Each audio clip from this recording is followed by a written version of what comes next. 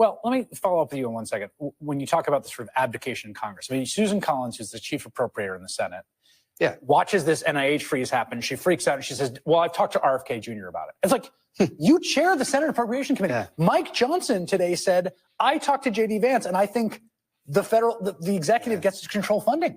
Sometimes I worry about repeating myself. I'm on day 5 of saying the Republican Congress has collapsed. It has collapsed.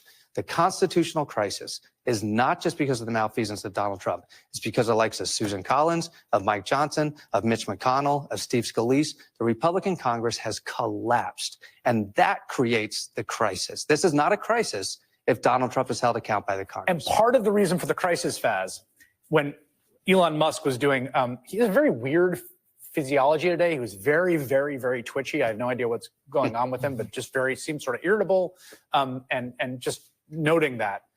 When he was giving his monologue on democracy and mandates, he neglected to say that those same voters sent the thinnest ruling majority in decades. And part of the kind of autocratic push here is the other side of the coin, that they don't have the votes to get rid of USAID.